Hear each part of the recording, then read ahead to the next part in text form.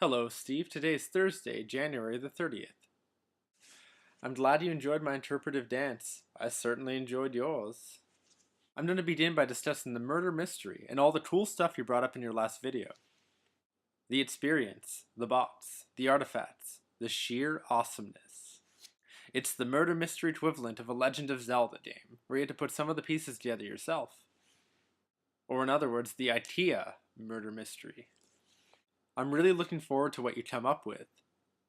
I myself am still thinking about integers, fractions, and the role they could play in the first chapter of our story. And I'm also trying to keep in mind that the math part doesn't need to be too intense. It should add to the story but not take it over completely. In all honesty, I like where this is going. A lot. Now, on to the upcoming Super Bowl. You're already aware of this, Steve, but for the rest of the audience out there, Steve and I made our picks today. And I'll present a couple of the highlights. I allowed Steve the right to the first pick, and he decided to pick the Seattle Seahawks to be the Super Bowl champion, and that leaves me with the Denver Broncos as the champion. Denver was my pick to begin with, so I'm kind of happy with this. And with the next pick after that, I boldly predicted that the coin flip would be a heads. And then from there, the rest was picked in alternating fashion, so I won't bore you with the details.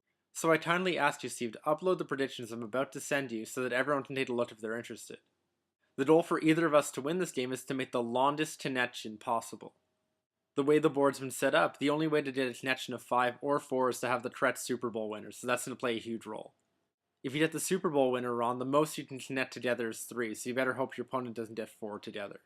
Now, if both of us make the same length connection, then the winner will be determined by who makes the most of that length connection. So, if me and Steve each made a connection of 3, but Steve makes 4 of them, and I make 2, then Steve would be the winner. If that ends up a tie as well, the winner's going to be determined by who has the most correct predictions. And if we're still tied after that, we'd be breaking the laws of mathematics. Now, Steve, I would like you to learn a little bit more about the team you picked. So I highly encourage you to look up Richard Sherman Rant on YouTube and watch his comments after the NFC Championship game. Needless to say, you'll be quite proud of the guys you're backing. On to news of challenge progress, I made some strides in creating math problems today. For example, I created a factoring problem that could only be solved using all 4 methods of factoring learned in grade 10. I also created a tough problem in trigonometry. And to make that problem, I actually had to look up some interesting research. I wanted to find 3 integers, not all the same, that satisfied the cosine law with a 60-degree angle. And with a quick search on Google, I found that the problem had actually been solved, and there was a paper written on generating such solutions. So with that, I can now create infinitely many of these problems. Great success! I also made some more pancakes today, and they turned out way better this time than they did last time. Now, to once again conclude with chess. With your last move, I'm not sure if you made a Rook-ie mistake, or if I miss Rook, your move as such. Perhaps you're just dangling the Rook to catch me Rook, line, and sinker. But I certainly don't see it that way. I think I'm about to Rook your world.